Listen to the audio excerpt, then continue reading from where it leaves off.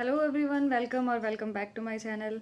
तो जो first grade का पोइट्री सेक्शन है उसके बारे में बहुत सारे स्टूडेंट्स के जो है वो क्वेरीज आ रही थी कि जो पोइट्री सेक्शन है उसको कैसे किया जाए। तो आज हम स्टार्ट कर रहे हैं फर्स्ट ग्रेड का पोइट्री सेक्शन, जिसमें सबसे पहली पोएम जो हम करने जा रहे हैं वो है माय लास्ट टचेस। बहुत ही अमेजिंग और amazing piece of Robert Browning हम कह सकते हैं इसको। रॉबर्ट ब्राउनिंग ने इसे बहुत ही अच्छे से लिखा है, जो कि एक रियल स्टोरी पे बेस्ड भी है। तो आज हम इस पोएम को रीड करेंगे और आपकी जो भी क्वेरीज रहेंगी you can ask me and let's start my last touches. My last touches Robert browning ने लिखी है। आप स्क्रीन पे देख सकते हैं ये रॉबर्ट ब्राउनिंग। जो ये पोएम है इस based on real event.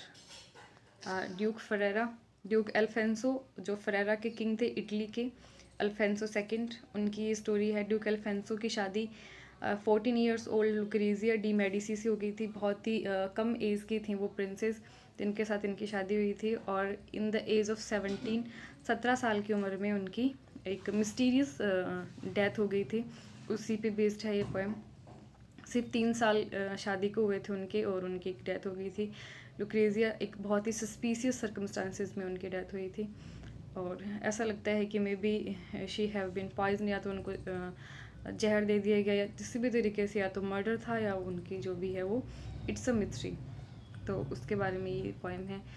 You can see on the screen Lucrezia and king Alphonso second, उनके बारे में ये जो पोएम है ये एक ड्रामेटिक मोनोलिग है। मोनोलिग मीन्स कि इसमें एक जो सिंगल पर्सन है वो बात करता है और बाकी सब है वो एज ए ऑडियंस उसको सुनते हैं। और ड्रामेटिक मोनोलिग इसलिए है क्योंकि ये जो पोइट इटसेल्फ है वो स्पीकर नहीं है, स्पीकर कोई अन्य है। स्पीकर है वो अल्फोंसो है और पोइट है वो सिर्फ एक राइटर है इसके अंदर। और अगर पोइट इटसेल्फ अगर इसमें अगर स्पीकर रहता तो उसका अपन ड्रामेटिक लिरिक बोलते हैं। तो इसमें जो ड्यूक है वो किसी मैसेंजर से बात कर रहे हैं जो उनके लिए जो ये जो है लुक्रेजिया उसकी डेथ के बाद में इनके लिए एक नया, जिसे अपन कह सकते हैं कि कोई रिश्ते के लिए समझ लो अरेंज करने के लिए आते हैं मैरिज। तो उनका जो मैसेंजर है उनसे बात कर रहा है। उस कॉन्वर्सेशन को इस जो पोएम है उसके थ्रू बताया गया। वो बताना चाह रहा है कि मेरी जो पहले वाली जो डचेस थी उसकी क्या क्या अप्राप्ताएँ रही, उस उनमें क्या क्या जो थी बातें ऐसी जो मुझे पसंद नहीं थी। तो मतलब वो एक तरीके से बताना चाह रहे थे आप जो प्रपोजल लेके आए हैं उनके बारे में उनको अवेयर करना चाह रहे थे वो अपनी प्रीवियस वाइफ के बारे में। तो लेट्स रीड द पोएम।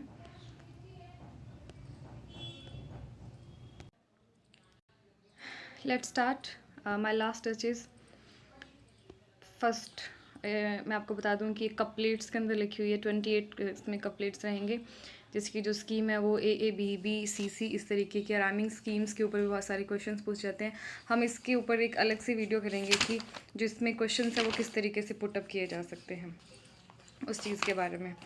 तो इसकी जो है वो इसको हीरोइक कपलेट बोलेंगे। That's my last touches painted on the wall. ये मेरी लास्ट टचेज है जो कि वॉल के ऊपर पेंट की गई है। इसमें क्या है कि इसको जो ड्रेसेस है उसकी पेंटिंग लगा उसके बारे में बताया जा रहा है। Looking as if she were alive, ऐसा लग रहा है कि जैसे वो अभी भी जिंदा है। मतलब जो उस पेंटिंग जो वहाँ पे दिखा रखी है, पेंटिंग जो वहाँ बना रखी है उसके बारे में बात की जा रही है कि ऐसा लग रहा है कि जो पेंटिंग है डचेस की बिल्कुल अलाइव है। I call that piece a wonder now Fra Pandolf's hands work busily a day.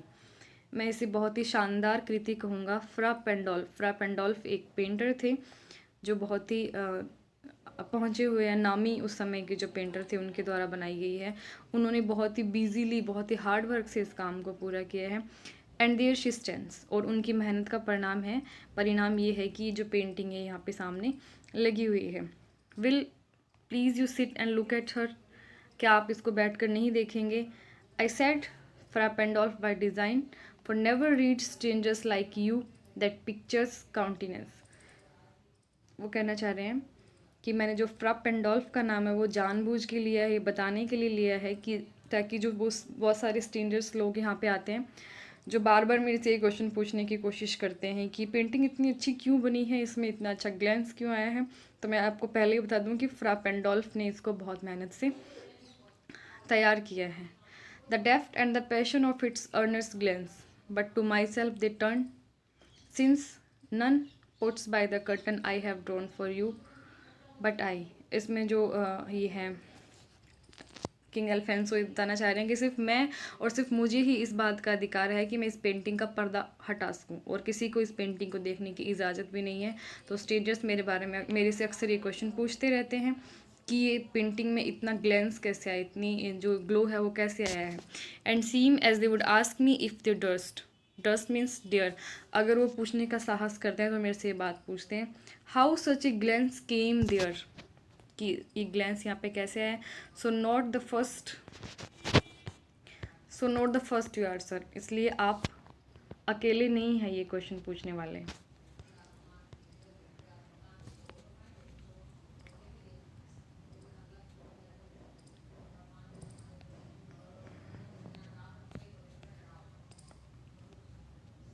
Are you to turn and ask us?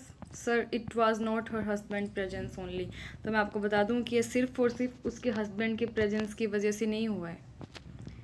It was not her husband presence only, ये सिर्फ उस समय जब फ्रा पेंडोल्फ इसको पेंट कर रहा था उस टाइम उसके हस्बैंड के प्रेजेंस की वजह से ही नहीं हुआ। परहैप्स फ्रा पेंडोल्फ जो फ्रा पेंडोल्फ है, मे बी उन्होंने चांस टू से हर mental lapse over my ladies risk too much. हो सकता है कि उस टाइम फ्रा पेंडोल्फ ने एक फ्लर्ट के वे में ये कह दिया हो कि मेरी लेडी की जो रिस्ट है उसके ऊपर जो शॉल है उन्होंने लैप ऊपर से रैप कर रखा है, वो ज़्यादा ढक रहा है रिस्ट को, उसकी रिस्ट बहुत सुंदर है और उसको वो शॉल है वो ढक रहा है। मे बी उसने ऐसा चांस के लिए कह दिया हो। और paint must never hope to reproduce the faint half flush that dies along her throat, क्योंकि पेंट कभी भी इतनी हिम्मत नहीं रखता, इतना सामर्थ्य नहीं रखता कि सिर्फ पेंट से इन चीज़ों को इतना हाईलाइट हो किया जा सके। Such stuff was courtesy she thought and cause enough for calling up the spot of joy. और इतनी सी बात उसके खुशी देने के लिए बहुत है। इसमें जो अल्फेंसो वही कहना चाह रहे हैं उस मैसेंजर से कि जो प्रिंसेस है, जो डचेस है, वो थोड़ी सी ही बात पे बहुत ज़्यादा खुश हो जाया करती थी, कि इतनी बात तो उनके खुश होने के लिए बहुत ज़्यादा है। शायद इसीलिए जो ग्लेंस है जो दिख रहा है उनके चेहरे पे, जो उनकी आंखों में जो चमक दिख रही है, मे बी वो इसकी वजह से आई हो सकती है। Such stuff was courtesy, she thought, and cause enough for calling up the spot of joy. She had a heart. How shall I say? उनके पास ऐसा दिल था, मैं कैसे बताऊँ, मैं कैसे ही बताऊँ, वो मैसेंजर से कह रहे हैं। टू सून मेड ग्लैड, बहुत ही जल्दी प्रसन्न हो जाती थी। उनका हृदय ऐसा था कि वो थोड़ी सी बात से ही बहुत ज़्यादा खुश हो जाया करती थी। मैं आपको कैसे बताऊँ सर। टू ईज़िली इम्प्रेस्ड, बहुत जल्दी इम्प्रेस हो जाती थी, प्रभावित हो जाती थी। यहाँ पे जो अल्फेंसो हैं वो मैसेंजर्स को कहना चाह रहे हैं कि जो डचेस थी वो एक प्रकार की ककेट थी। ककेट मीन्स एक ऐसी महिला जो बहुत सारे आदमियों से इम्प्रेस होती है, या उसके रिलेशन है वो बहुत सारे मेल से रहते हैं। इस तरीके की बात वो बताना चाह रहे हैं यहाँ पे। Too easily impressed, she like whatever she looked on, वो जहाँ भी देखती थी वो हर चीज़ को पसंद करती थी, वो कभी भी किसी चीज़ को डिसलाइक नहीं करती थी। एंड देखती थी, ऐसी क्या चीज़ थी जिसको वो नहीं देखती थी, वो हर चीज़ को देखती थी और हर चीज़ को पसंद करती थी। She looked on and her looks went everywhere, sir it was all one, उसके लिए सब चीज़ें बराबर थी। माई फेवर एट हर ब्रेस्ट, उसकी जो मेरा नेकलेस जो उसने अपने गले में पहना हुआ था, my favour at her breast, वो नेकलेस भी उसके लिए सेम ही था, जैसा कि the dropping of the daylight in the west, उतना ही उसके बराबर था जैसे कि किसी सूर्यास्त को देखना। वो जो डचेस थी वो सूर्यास्त को देख के भी उतनी खुश होती थी जितना वो मेरे नेकलेस को देख के होती थी। तो उसके लिए सब चीज़ें बराबर थी। और ये जो बातें थी उसकी डचेस की, ये अल्फेंसो को बिल्कुल पसंद नहीं थी। The bough of cherries some officious fool broke in the orchard for her, या फिर कोई भी ऑफिसियस फूल एक ऐसा पर्सन होता है जो आपके अनवांटेड सर्विस करता है आपके लिए, आप नहीं चाहें फिर भी आपके लिए वो ऐसे काम करेगा कि आप खुश हो जाएं। तो कोई भी ऑफिसियस फूल अगर उसके लिए चेरीज़ लेके आए, चेरीज़ का कोई गुच्छा, फूलों का गुच्छा लेके आए, तो भी ऑर्किड से तोड़ के, तो भी वो इतनी खुश होती थी। The white mule she road with round the terrace, और कभी कभी शाम के समय जब टेरेस पे वो सफ़ेद घोड़े की सवारी करती थी तो भी वो सेम उतनी ही खुश होती थी। All and each would draw from her alike the approving speech or blush at least. हर किसी को same speech, same blush, same expression से वो अप्रूव करती थी सबको सेम। मुझे भी वही, मैं क्योंकि मैं तो किंग हूँ, और उसका हस्बैंड भी फिर भी वो मेरे साथ सेम ट्रीट करती थी जैसा कि बाकी लोगों के साथ करती थी। शी थैंक मैन गुड, वह लोगों का धन्यवाद करती थी। सही बात है, but thank somehow I know not how, मुझे नहीं पता कि कैसे। If she rank my gift of 900 years old name with anybody's gift, कि मेरे 900 साल पुराने नाम का जो मैंने उसे गिफ्ट दिया था, मतलब कि जो इनके एंसेस्टर्स थे, जो इनकी हाँ राजगद्दी या फिर जो इनका राज्य चला आ रहा था 900 साल से, जो मैंने अपना नाम उसके साथ जोड़ा, उसको भी, उस मेरे नाम को भी वह, मेरे 900 साल पुराने गिफ्ट को भी वह बाकी लोगों के साथ ही रख देती थी, बाकी लोगों के जो उपहार थे उसके बराबर रख देती थी। और मुझे ये बात बिल्कुल भी गवारा नहीं थी। Who would stoop to blame this sort of trifling, ऐसी बातों पे कौन झुकना चाहेगा। इवन हैड यू में ये योग्यता है, in speech which I have not, लेकिन मेरे में तो नहीं है। To make your will quite clear to such and one and just this or that in discussed me, कह रहा है कि ऐसा, हेयर यू मिस, ये कहना चाह रहा है कि अगर मैं उसे लेसन भी दे दूँ, अगर मैं उसे ऐसी बातें सिखा भी दूँ कि उसे ऐसा करना है ऐसा नहीं करना है, तो हो सकता है कि वो मेरे सामने झुक जाए, या हाथों हाथ, या मतलब हैंड टू हैंड मेरे से माफ़ी मांग ले, या मेरे से बहस करे। लेकिन मैं ऐसा नहीं चाहता, मैं ऐसा बिल्कुल नहीं चाहता।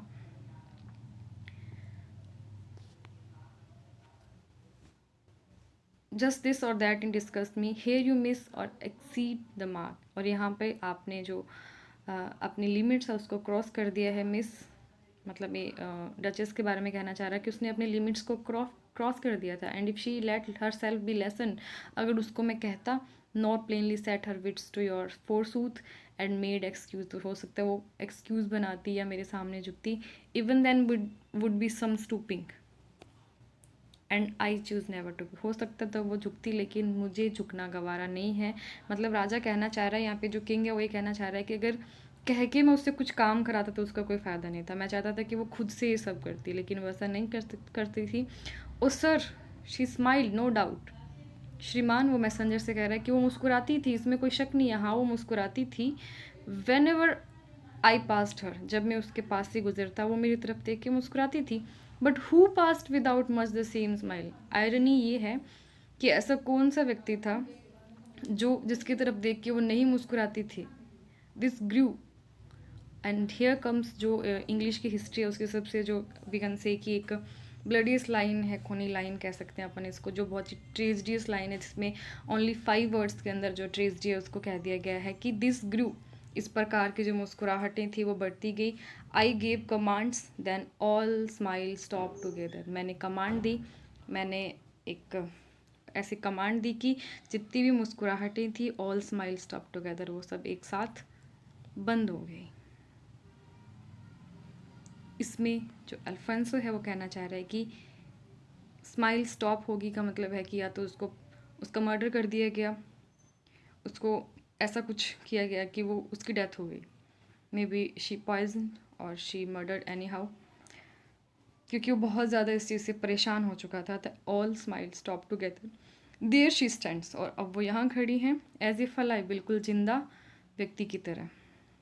मतलब किंग अल्फेंसो उसकी इन चीज़ों से, जो जो डचेस से उसकी उदार हृदयता से, उसकी काइंडनेस से, उसकी जो बिहेवियर था, जोली नेचर था, सबसे हंस के बात करने को, उससे इतने ज़्यादा वो राजा इरिटेट हो चुका था, परेशान हो चुका था कि उसने उसको जो है मारना ही वो उसने सही समझा कि क्यों ना इसको ख़त्म कर दिया जाए, क्योंकि वो उसको टॉलरेट नहीं कर पा रहा था बहुत ज़्यादा। वी कैन से कि जो किंग था वो बहुत ज़्यादा पॉजेसिव था, नार्सिस था, बहुत ज़्यादा खुद सेल्फ सेंटर्ड था।